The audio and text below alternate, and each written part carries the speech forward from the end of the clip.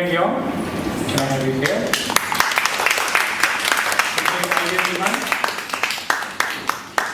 And Miss Florence Lambert.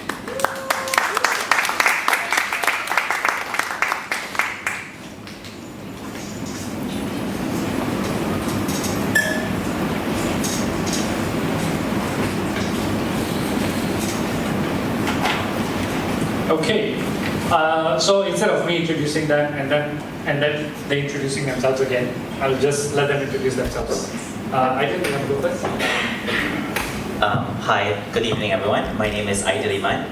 I'm the Climate Change and Environment Policy Analyst at WWF Malaysia. So I just graduated from UM and joined WWF actually early this year. So I mainly help with the policy review process at WWF Malaysia as an organization, where we give feedback on in terms of policies or developments or laws related to climate change and environment in Malaysia. For example, our feedback on the National Adaptation Plan, our feedback for the 13 Malaysia Plan, for the Climate Change Bill, etc. But also my role is to provide policy advocacy on elevating nature's role for both climate mitigation and adaptation. Outside of WWF, I have a youth organization called Jejak Dia, which focuses on bridging citizen science to urban biodiversity conservation with young people through activities like bird watching and herping. That's all for me. Oh, sorry. Thanks, Aidil. Okay. Hi. Like I've just introduced myself to some of the audience earlier. I'm a climate scientist by training, but I've left academia earlier last year. Although I still have my student here coming. Thank you so much, Esther. And I am now back in my home state in Sabah, pursuing my mission of reconnecting the human-nature relationship within individuals. And I do that via two fronts, through the community and through business. So through the communities, what I do is I engage with indigenous communities in Sabah to tell their stories of change, their lived experience, along with climate change, through digital storytelling. And then through business, I'm starting a startup that aims to build easy-to-use digital tools for SMEs, small companies, to record their environmental performance, so that they too can be part of the climate action. So in short, I'm just trying to bridge, trying to awaken actually the awareness of this innate human, the relationship between human and nature, and turn that into agency. Yeah, okay, thank you. Hello. Yeah. So my name is Florence Lambert, and I work at the British Council Malaysia as the head of arts and creative industries. And the reason why I'm here is because we actually have a program, one of our pillar program in the British Council Malaysia called Human Nature. We did not talk to each other before this. It's obviously a hot topic. And so Human Nature is a program that aims at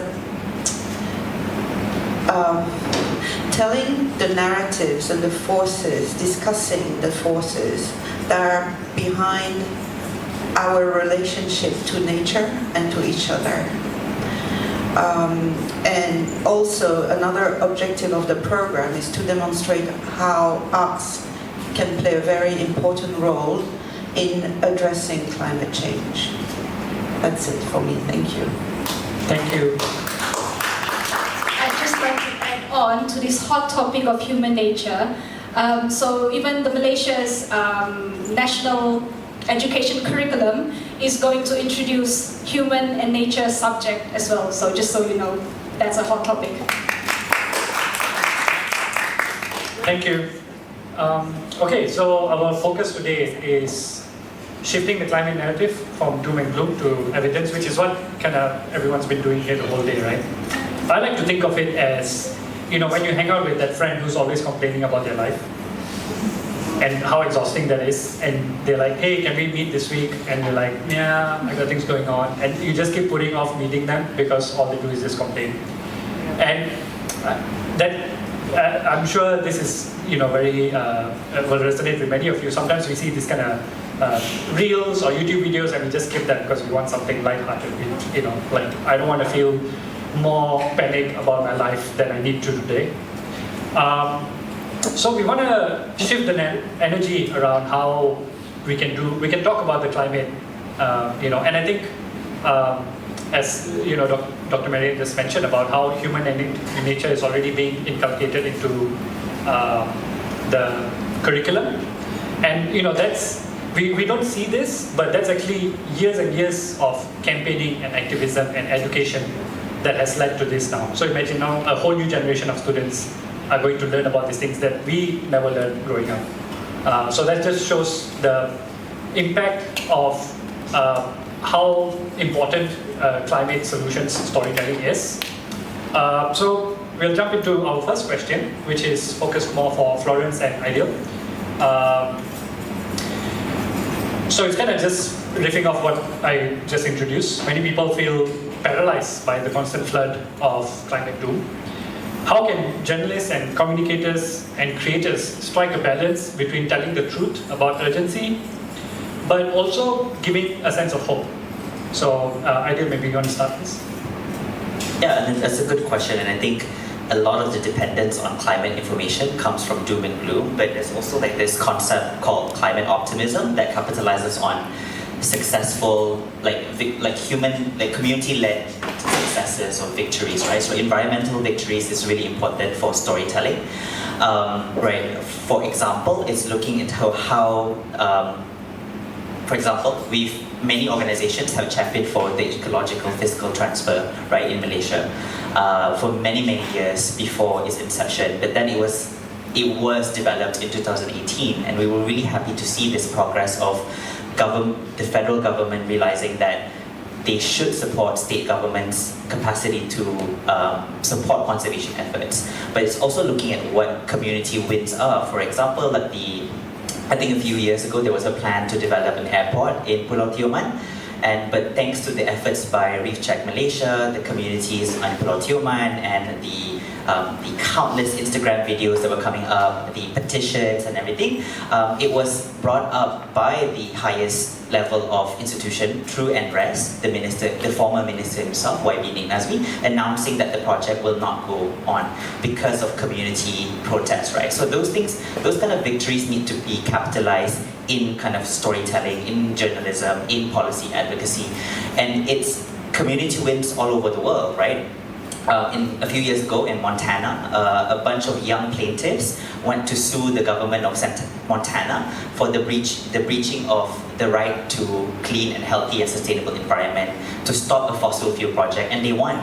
And these were plaintiffs as young as 5 years old, winning in court, right? So those success stories really do matter. And now we've institutionalized at the ASEAN level, the Prime Minister himself announcing that we've adopted a resolution to human right to a clean and healthy environment, something that NGOs have been advocating for, from WWF Malaysia to Greenpeace and many other organizations, right? So these kind of stories need to be told more, right? We have so many. For example, Kuala Langas North Forest Reserve, the opposition to it, to de-gazette it, was when a coalition of NGOs working together to basically re-gazette the forest. We won in that case as well, right? There are so many wins within the local context that we can tell. Give a different context of the cultural side of things. Right, okay, so as journalists and digital content providers, you play a very critical role in telling the narratives of the climate and the communities impacted by it. But I think sometimes when it's too scientific, it's too complex. The reaction, obviously, for everyone is to not look at it, and that's where the arts can play a role in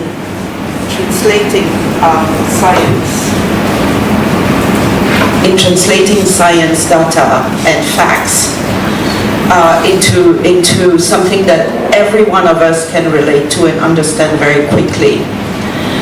So it's a mode of communication, just like an article would be. Arts can be a mean to communicate a story. So in that sense, arts can play a very important role in complementing all the work that journalists are doing. Another very important role of the arts is that it enables us to reimagine better futures, and that can give us a lot of hope.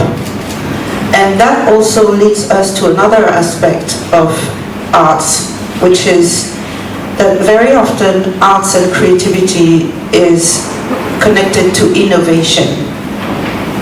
And again, that is also a source of hope. And finally, I would say that in terms of cultural heritage, so that's another aspect of our work. It's another aspect of the arts, culture, and creativity. So cultural heritage is both at risk of climate change, but it's also potentially part of the solution. There is a lot of traditional wisdom, knowledge. There is a lot of intangible heritage. For example, I'll tell you a story that you all need to tell. Can I share? The Adat. The Adat, especially in Sabah and Sarawak, will help the community members understand their relationship with each other and with nature. That's something that, I've never seen it. It probably existed in our countries in the West before, but this is very unique to Malaysia. To me, personally, this is not a British Council, this is me as Florence, who's lived here for 32 years. I think your Adat is one of the most interesting, intangible heritage that you have, because it's a guide towards how to be with nature and with each other, with the community. So you see how you can, and another one, obviously the obvious one is, how indigenous communities interact with their environment and their land. And that's also part of, cultural heritage. So it's impacted, but it can also be a key solution. It can be part of the solution. And that's why it should be really spoken about as well and preserved. Yes, of course. Just to add a bit of context on how climate and culture relate here. So when we talk about climate change, cultural heritage being affected by climate change, what we're essentially saying is that these cultural heritage are slowly probably not being practiced because the climate changes too quickly. So then people would worry about their safety rather than practicing or even making some practices become more stable and become the norm. So if you think about ancient civilizations, right, they're very long, thousands of years. That's because they get to enjoy a stable climate. So then when there's stable climate, stable environment, people can have the capacity to innovate, to learn more, and then to document things. And that's how we get this culture, that's how cultures arise. But when climate starts to change, and very rapidly, culture will not survive. So this is how that relationship between climate and culture is. And I hope that gives you a picture of these two things. Thanks, Maria. Okay. Yeah, we'll talk a bit more about culture at the end. I just have a quick follow-up for Aidil. We talk about how reporting can shift, and it's important to kind of share the gains that happen, right? How do you balance that optimism with oversimplification? Like if every news source just start reporting on like today all the good things happen in the world, like, how do you balance that? I'm just curious. Yeah, I mean, you also have to be realistic as well, right? There are sort of trade-off situations here, right? So I guess I'm saying is that there is an honor, a responsibility to be truthful as well, right? So there are things that we need to tell. For example, even we didn't seem to sort of notice when it comes to the US trade deal with Malaysia on REE, there wasn't a lot of conversation of how that will impact our foresters, right? How it will impact how the development of rare earth elements would be vital for decarbonization, but at the same time it will impact a lot of our forest reserves, or it will impact a lot of our high carbon stock value areas and so on. So I guess there is a responsibility for journalists, or for everyone, for advocates, to be truthful in a sense. We can have platforms where it can provide good news. There are some social media campaigns where provide sort of like environmental victories and so on, but there are also people calling for criticizing such unfair systems or flaws within climate policies and so on. So I guess the two always work together. It's really important to have that as well. I guess in a sense of policy, coming from WWF, we do advocate for a greater decarbonization for Malaysia, but at the same time we do acknowledge that there is a flaw in where the development of renewable energy does impact biodiversity, right? But at the same time, we also try to advocate that biodiversity or nature has a role to play in mitigation and adaptation. Is an ally. So the bad news is it's going to cause destruction to nature, right? The scaling up of large-scale hydro, the development of solar panels, the battery development for EVs are going to impact nature for sure. But we can provide some sense of balance in where that nature can provide capacity for adaptation and mitigation. Mitigation in the sense that carbon sequestration, adaptation in terms of providing natural buffers against extreme weather patterns, and also you have somewhere in between where such projects, renewable energy projects, can be developed with minimizing harm on nature. For example, installing solar panels on meadows, right? Protecting pollinators, right? Doing scoping of how much biodiversity exists within solar farm. So I guess from a policy perspective, that's how we see, but I guess you can trickle it down in terms of reporting, right? It can't just be doom and gloom. It can also just be positive, right? Because in the end, you also want people to advocate for something, you want people to mobilize against something, and people to work on something as well. Even if something is positive, there's always tremendous improvement that needs to be done. Thank you, Ajay. We want to move on next to speaking about indigenous communities. So this is Dr. Maria's expertise. Recently, just a bit of an anecdote before I give you the question. I was working on a story with some NGOs on how the development of the East Coast Rail is affecting communities and things like that. And they brought up how we don't want to focus just on like indigenous communities for this story. We want to see how it affects the person in Kuala Lumpur, how it affects people in Malacca and Johor, because there is this perception that indigenous reporting is also very fatiguing, and it can get boxed in. If your documentary starts with, follow this Orang Asli people, then it's just an Orang Asli story, as opposed to it being a climate story. So I think that's something I want to hear from you. How to reinvent the wheel regarding indigenous storytelling. If you have. I don't really think that it's to reinvent the wheel. The wheel is already there, we just have to make it more effective. I think for so long, we've always seen Orang Asli or any indigenous communities as others, right? When it's race, then it's others, if it's not one of the main races. But subconsciously, then our cognitive mind will think of them as, external, outside of us. And then the narrative also, because human patterns live on, human mind actually lives on patterns. So if we keep on seeing the same thing over and over again, we think that, oh yeah, I know the story, I know how it ends, so I don't need to, click on it and look at it. So the problem here is about framing. But the solution is also about framing. You can just reframe it. And how do you reframe it? Well, we just reframe it from seeing orang asli or indigenous communities needing help, needing solutions, to them having the solutions. So that when we go to them, we ask them, what are the things that they are solving with their own indigenous knowledge, their practices? And then when we communicate it, we communicate it as intelligence rather than pity. So that is one way, that is, I think, the first and foremost way of reframing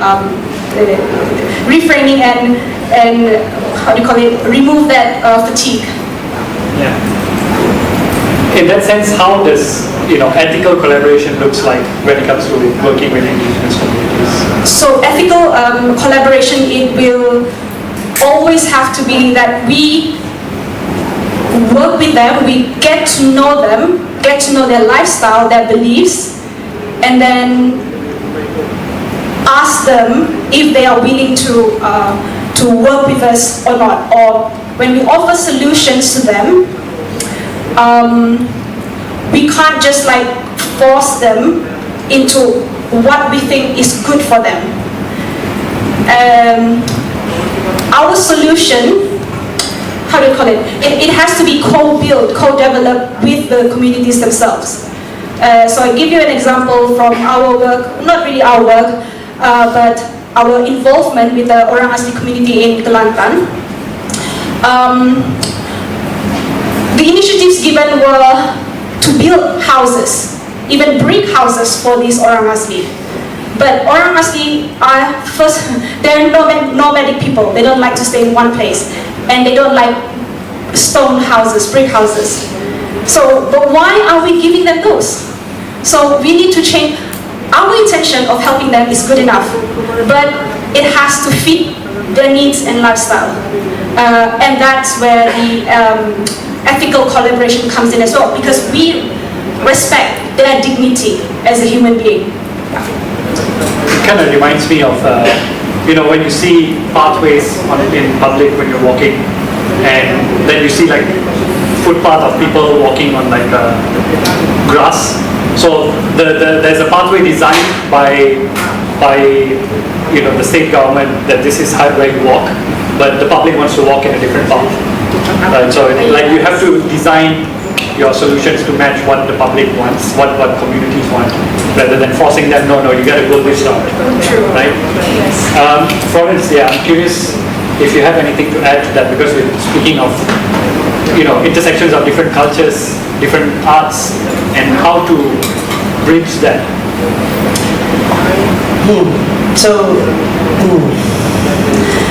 It's not an easy, straightforward conversation to have, especially when you represent a British organization. I'm French, but still I work for the British Council, and we haven't done any better elsewhere. So, we need to take responsibility, and for what our ancestors have done. So just to come back to what you said about ethical principles of collaboration, actually that was the first thing we did before we did anything with human nature. We actually created a guide called it's a community engagement guide with ethical principles of engagement, because if already it's hard enough between Malaysians to Malaysians to understand the differences of approaches. Can you imagine when it's someone who is from different cultures altogether, miles away? So for any researcher or any creative collaborator, before they embark into even with all the best intentions, a lot of collaboration can turn very bad for indigenous communities. So, we now ensure that anyone who we give a grant to do a collaboration needs to read this principle. It's been peer reviewed by members of PACOS, members of a whole lot of, I can share that resource with you all later, if that's an interesting, maybe for you, I don't know. Yeah. So what was the question? Okay, that's fine. I think that's a good jumping off point for the next question. No, that's fine. We want to focus on climate as a cultural story, right? Oh, sorry, before you do that, the other thing I want to say is that maybe there is I'm a bit surprised that you mentioned a fatigue about reading about indigenous stories, because in my opinion, we need to make the space to give them, to hear their voices. I don't think it's done enough. Do you want to say something? Yeah, just a bit. You touched a very good point. And that's part of ethical collaboration as well. So the story has to be, well, from them, by them, and about them. But, well, about them, maybe with them. Because if about them, it could be gossip, So yeah, from them, by them, with them. And actually, this is where indigenous empowerment, in terms of indigenous empowerment across different countries in Australia, I think Colombia as well, that indigenous people, and Canada, indigenous people have their own media or broadcasting station, so they are starting to tell their stories. So this is part of ethical collaboration, because they get to tell their stories from their own experiences rather than from other people's experiences. Thank you. So I think what we've learned is that climate change is not just science or policy, it's also culture, right? And Florence, from the perspective of like arts and heritage and culture, how can we use creative mediums to reframe the climate crisis in a non-doom and gloom way?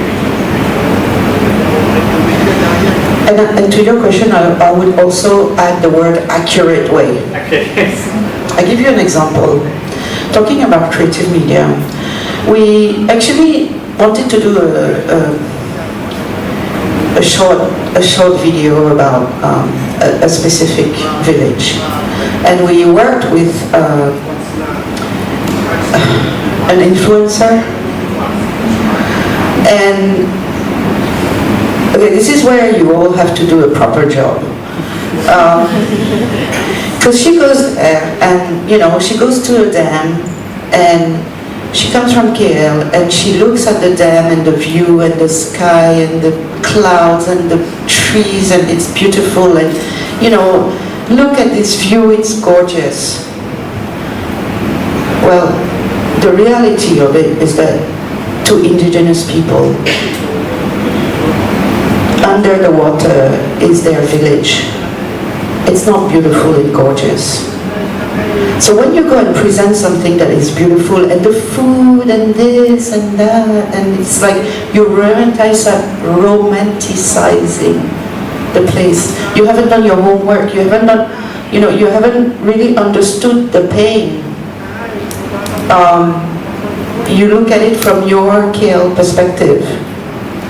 I think it can be very misleading and very misleading and painful. So what was I saying? What was the question?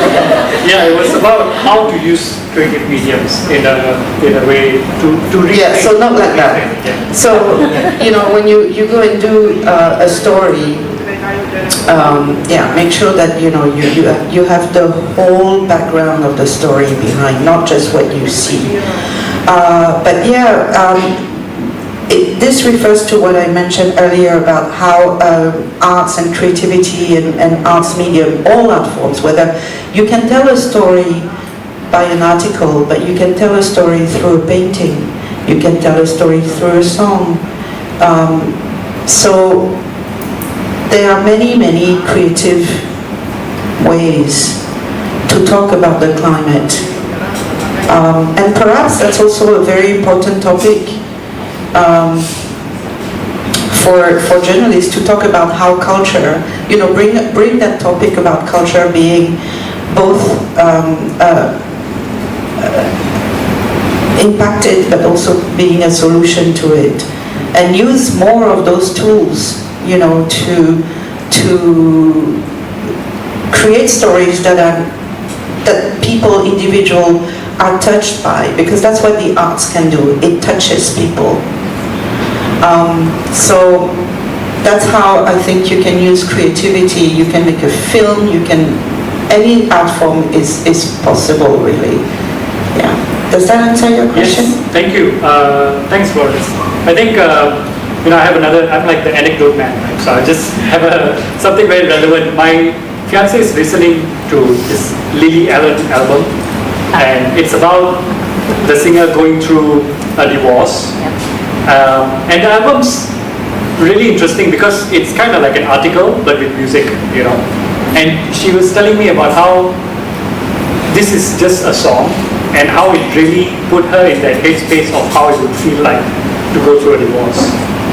And why I bring that up is, like you mentioned about how arts and culture and films can, touch you in a way that like data and reporting doesn't. That's the power of arts. That's why we like watching movies. That's why we like going to plays. In fact, we have an example right here in the room. Irene, where are you? Irene. She has done a movie called The Bee-Man, which we worked on. So her work is an example of using film to tell a climate story, a very important one with the bees. Thank you, Irene.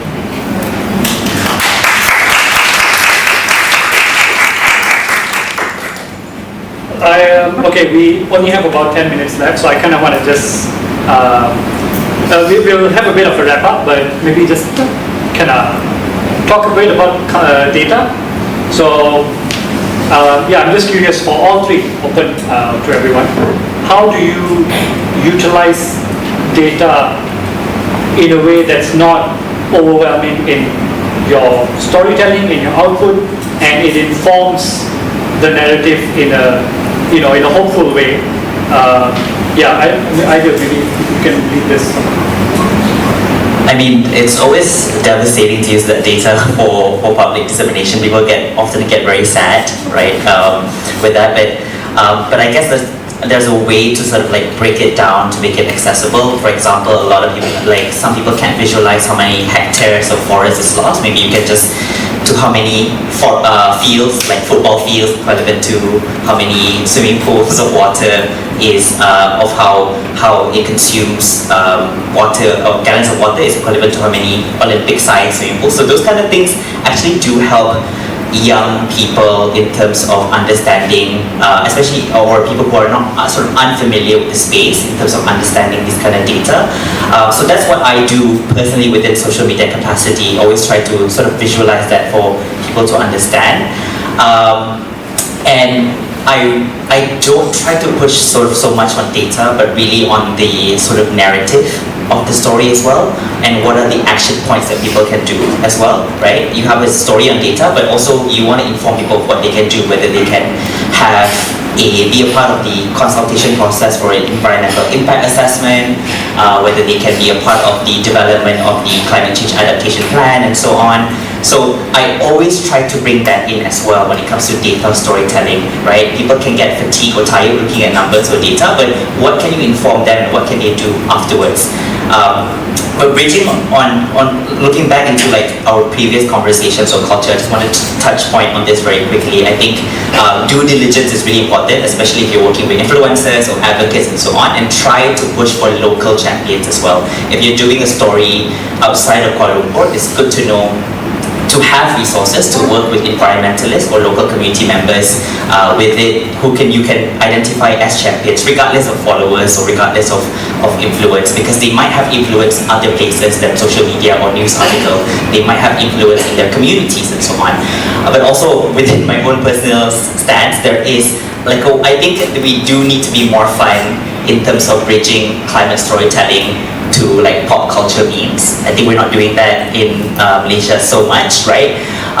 You know, I did a funny post last year that got like 1,000 retweets because I was doing like Brad Summer by Charlie XCX. And like, yeah, so I was like telling people about Brad Summer, except it's climate change. So it's hot all season, right? So I'm not seeing a lot of nodding heads, so probably people here don't know who Charlie XCX is. So she's a British pop star. So I hope you know as well. So she's a British pop star, right? So she released an album last year, to me, one of the best albums in the year, called Brad. And everyone's calling, like, you know, everyone's asking each other, are you having a Brad summer? Even the World Bank lead for Malaysia was using sort of monetary data and using the color green from Brad. He was saying like ringgit is so Brad, right? And so on, right? So I think that kind of narrative needs to be pushed forward. I love Charlie XCX, and if you do that kind of storytelling, I'll retweet you, and I will share your post. But that kind of thing can pull in a lot of young audience as well, right? I think that's really important for storytelling, bridging pop culture. I don't think we're telling a lot of stories, right?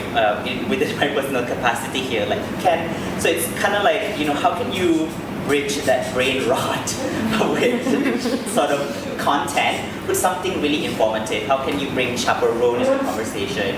How can you bring the Grammys into the conversation? I remember when I presented a presentation during my internship, I posted a picture of Sabrina Carpenter's lyric at the end of my presentation. The lyrics was called Please, Please, Please, and I was like, please, please, please don't prove I'm right about the destruction of ecosystems arising from climate change. So things like that can be fun. I think storytelling can be really fun. It can be brain rot. It can be really fun. We've seen this in multiple contexts. So I think we need to sort of do that. I think I just wanted to leave the conversation there, that I think we need to be more fun, more appealing, and I think information is good and everything, but if you have a way to be creative in that sense with bridging pop culture, that's all great, I think. Yeah. Thanks, Aidil. It's like how to make climate storytelling fashion, you know. Yeah. Right, like to make it more appealing, make it more fun. Yeah.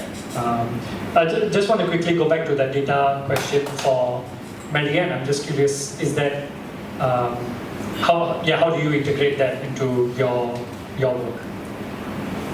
I'd love to do what Aidil mentioned as well, but I still haven't managed to because I'm a nerd. But I have to really learn that because of this Climate Action Sabah initiative that I'm doing with the Sabahan community. But before I speak for them, I would like to first speak for, are there any corporates in here? For those in the corporates, maybe corporate slaves as well, corporates, businesses and governments, that I think the fundamental thing about data is context. Giving context to the data, because otherwise, and that context means relating to what they can relate. Either it's their problem or it's something that they do. So just to give you a bit of example, for the Climate Action Sabah workshop, we invited the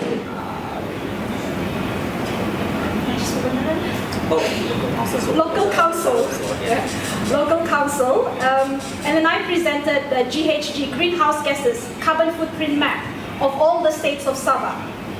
And at the same time, there were also villages in the communities in that, village communities in that village.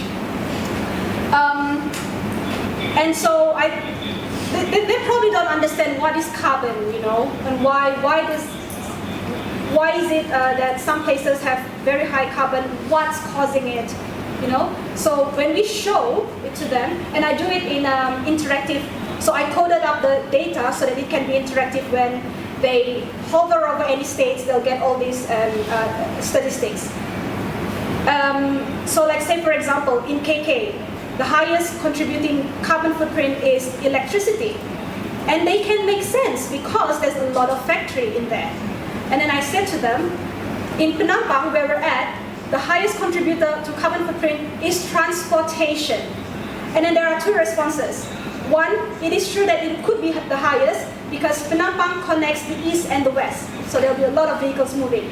But secondly, which was validated by the local council, is that they did a survey and they saw that one house has 3, 4, 5 cars. So they're convinced that the data is right, you know? And then when I talk to them, when I show them the East Malaysia carbon footprint, it's about orange amber and it's contributed by agriculture. And these people, they can imagine it because they know Tawau, Sempurna, Lahad Datu, it's all oil palm. So context matters. I think regardless of audience, is to put context into the data. But that's for understanding. For communicating and expanding the impact or getting people to act, then I agree that the pop culture approach is very much needed, the brain rot thing, which I still need to learn. So yeah, that's all from me. Thanks, Dr. Marian. This one's a lot louder. We are just about to wrap up and move on to Q&A. So let's start with that if anyone has a question. Wait, I have a data sample that Sorry, yes, of course. Please do. No, very quickly, I just want to say that data can also be used for creative projects. So we currently have a project between Forever Sabah and Ecosystem 2, which is a UK organization that maps, that uses GPS location. Don't ask me the system that they're using. It's very technical. You know this one? Yeah, Colin told me. Oh, there you go, see? Maybe you can tell the project, I don't know. But basically, at the end of the project, when they've done all the data collection from all the different communities, they will be able to come up with a piece of artwork that tells the evolution of the impact of climate in Sabah. So see, there you go. Beautiful. Yeah, it's okay, you can hold on to that. I have my own. Yeah, any quick questions? I have another question. Yes. Can we get a mic or maybe you just speak very loudly? Hi everyone, I'm Rajesh. I run a startup developing sustainable biomaterial because I was really tired of seeing all the plastic waste. Question for anyone. So when we talk about storytelling, it's always about more trending and for the younger crowd. I think the newer generation, very honestly, very happy to see that they're more climate woke and stuff, right? But how do you storytell and how do you show data to the ones really making the power or for developing policies that are supportive, but also on those with purchasing power, the millennials, the boomers. So how do you translate the knowledge and all the good climate stories we have to actionable insights or actions that in terms of, for me, would be more of developing policies that make sense? Thank you. I'll just quickly recap the question. How to translate sorry, my brain's.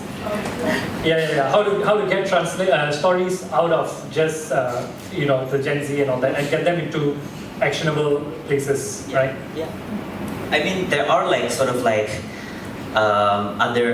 think collaboration is key here for storytelling. There are journalist platforms like Makaranga is really good, right? When data is not available to a lot of public, they get the data done. So a lot of storytelling and journalist resources. I mean, that's when a lot of journalists have it really useful for us, even for the public, for policymakers, when data that we don't have access to, you guys do, right? And you provide that data. Makaranga is a great platform for that. Like, I think they do visualization great, collaboration. So if you're looking to collaborate, I think Makaranga would be one place. Eco-Business is one of them as well. Eco-Business is a great journalist platform for policymakers or people within sort of like well, not brain rot, I guess, but who have a preference for these kind of like serious journalist platforms, but Eco-Business is great, right? So for one, it's really forward, it's straight to the point, it's really policy, they do a lot of tracking, in terms of like tracking whether conference of parties or whatever. Other platforms like Mongabe, right? Really conservation focused, but also have a policy sort of like input into them. So I guess there are already existing platforms. So it's just about collating these platforms to your preference, right? So I would suggest these 3 platforms that will come in handy in terms of translating your work to sort of actionable plans, but also I think because there are a lot of journalists here in the room, is making connections as well. It's just asking them to write that story for you, asking them to collaborate on an article for it together, letters to editor, memorandums, community memorandums that get translated into The Edge, The Star, whatever newspaper out there. So it's also important to work with your local journalists as well, and that your local journalists can count on you for future work as well, where if you have other, so you don't get just one feature, you get featured many times on the on the advocacy that you're focusing on. So that's important as well. Having these kind of 3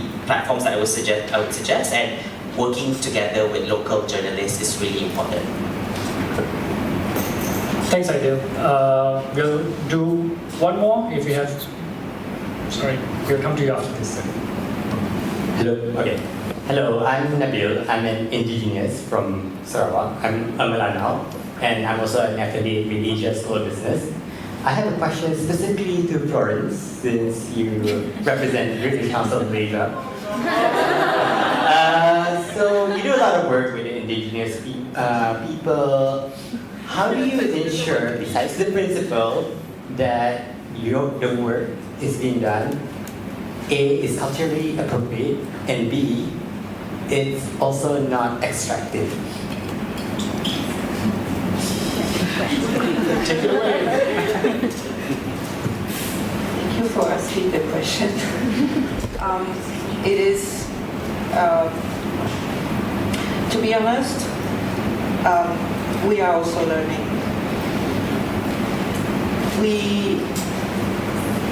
What I find is that no matter how many years you spend in this country, it's very difficult to understand all the layers of complexity that are involved in the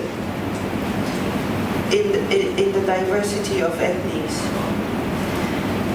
I find it extremely, they are not being recorded, right? I find it political. It's a very political, sensitive topic, and it's so easy to make a mistake. We probably have done some. We were not aware of it. I'm not sure whether we've done any. I don't know. Maybe you feel that we have, and it would be very important to come and tell us so that we learn from our mistakes and we don't repeat them. I understand that coming with the right intention is not enough. But that's where we need to learn the lessons if we go wrong and we do something wrong. I think one of I'll tell you, there is a very logistical issue to doing collaboration with, especially Sabah Sarawak, is the distance, the financial and human resources it takes for us to do it, because our team is only 3 people, and we have many other programs. I'm not trying to excuse it, I'm just trying to contextualize also how we work. And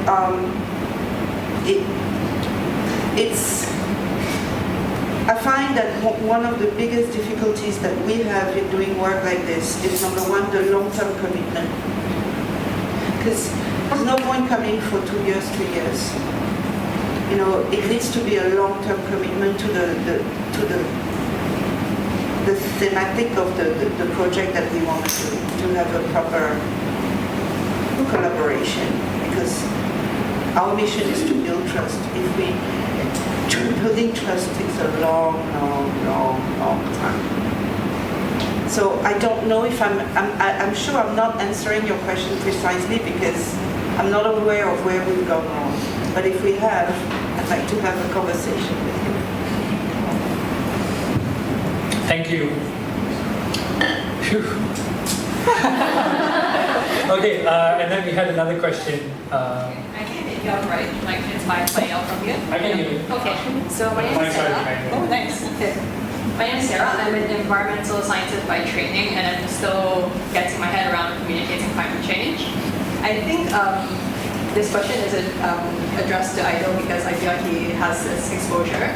I think from seeing from Trump's presidency earlier this year, there's a lot of, how to say, misinformation or climate skepticism on the rise. And that's very much so if you see that in the comments of, I think, news stories promoting climate optimism. So I'm just wondering what are your best practices or your, I guess, ways to navigate it so that this message of climate optimism can be kind of reclaimed from doom and gloom of misinformation, climate skepticism, and things like that. Yeah, that's a good question. So it's all about community building, honestly. It's about surrounding yourself with a community of like-minded people. I think that's how I sort of like navigate climate misinformation, or even like immersing myself in finding data, in finding literature, research, and so on. So it's about capitalizing on your network and your community. So I guess I'm saying is that you shouldn't be doing this alone. I don't think any advocate is doing this alone. I think a super huge support system comes from other environmentalists, other NGOs, and I think a lot of that work, a lot of that conversation about, you know, like addressing misinformation happens in the most natural spaces. Like when you go bird watching, when I go bird watching with friends, we talk about this stuff as well. And we're talking about it in a way that's really critical, right? So I think you maybe want to have that kind of space for yourself as well, regardless whether you want to do it through bird watching or herping or when you're going out on a walk, whatever. But that kind of like space that you're walking in with your friends is really important, and to have these conversations, because when you go bird watching, yes, you're observing birds, reporting bird species in an urban ecosystem and so on, but somehow the context of Trump's of the US deal on REE comes up, and you're just like having the longest conversation, and you don't find any birds. You're just there having, for 10 minutes, you're just having a long conversation about this kind of like extraction problem that we might be facing, right? So for me, that's how I do it. I go bird watching every weekend, mostly every weekend, and nowadays I go herping as well. I don't find it ideal to talk about these things at night while you're finding snakes and frogs. But what I'm saying is that you need a space with your friends that you can do this, something that relates to your passion in conservation or environmental sciences, but something that you can casually bring up with them in front of your matcha latte, for example, right? So that's really important to have. So my space is through bird watching, and me and my friends walk, and then we talk about these kind of things, about Paris Agreement. I know this like so pretentious, right? Up here, but that happens, right? Because we're in a nature space. It affects the space that we're in. It impacts the habitat that we're walking through. So I hope that works for you. It can be anything from your book reading club. So a community space is really important. So spaces like this is important for that as well. We have a lot of scientists here, we have a lot of researchers here, we have a lot of journalists here. So this is the time for you to find information for yourself, but try to do it in a way that doesn't overwhelm as well. Yeah, that's always the tricky part. Yeah. Okay, and one last question from the crowd. Okay, take it away. Mike's coming to you. First of all, thank you so much for your enlightening panel. I've learned so much from your diverse perspectives. Again, I'm paraphrasing the words of Audre Lorde, and I've noticed a recurring theme in the panel and today's workshop that the concept of hope and empowerment and community-based engagement, can be so powerful. And we talk a lot about integrating, practices of hope and of community engagement in our storytelling narratives, whether we're journalists, writers, academics, or advocates and so on, right? And I wanted to ask, by reframing, by seeing hope as a form of practice, as discipline, as a collective responsibility, how can we, there's no one form of answer, but I wanted to ask, how can we write stories that inspire people to see the environment not only as in terms of the individualistic interactions, but towards seeing the environment as a collective responsibility, that people are not alone in this, and that we will not get into doomerism. We have community, and we can do this collectively speaking. Thank you. Thank you. That's a very good question. Anyone wants to take this, Marianne? I think earlier we had a chat about how new generations are detached from climate, from their environment, and I think that kind of ties in, like how to shape it as a cultural, responsibility, right? So. Yeah, true.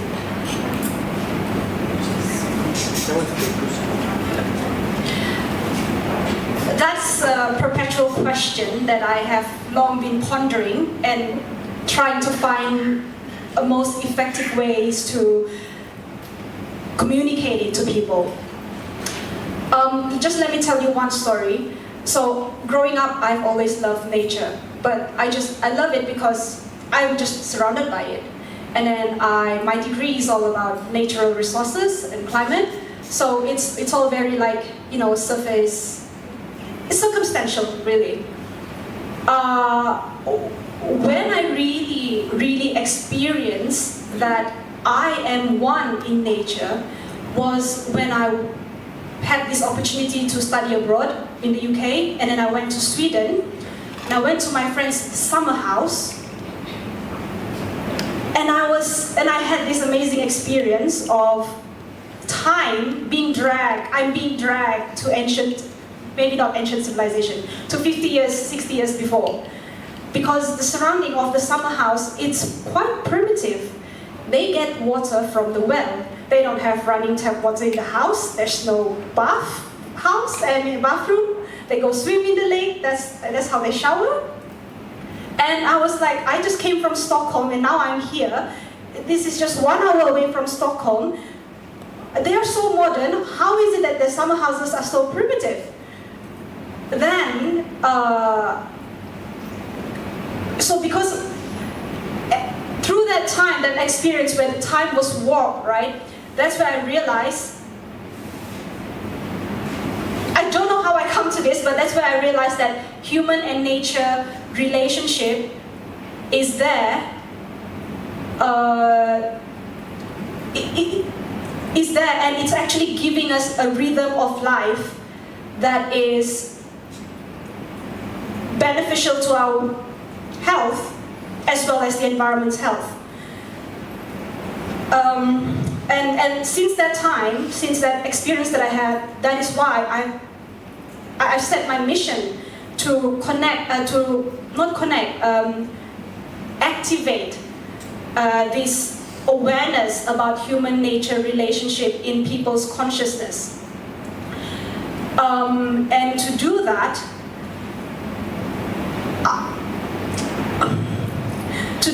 I think it's very important that those stories capture people's attention, just like how all these techniques presented by Patrick and Sulin this morning, and then use it as a hook for people to even start doing something, and then they get to experience it themselves.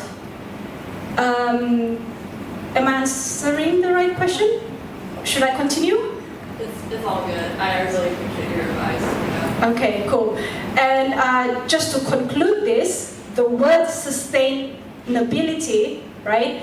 It's not new at all. And it's tied to our human existence. Because humans, we are always, well, we're meant to survive, right? And to survive, we need that ability to sustain ourselves. So sustainability really starts from when we were created, when the world was created. It's not something new. We just need to reactivate that consciousness, that awareness, so that people get in sync back to their real nature, and that's where real change can happen. Thank you very much. Okay, and that wraps up our panel session. I've been a journalist for a bit, and we spoke a bit about context, and climate sustainability is what our focus is today. But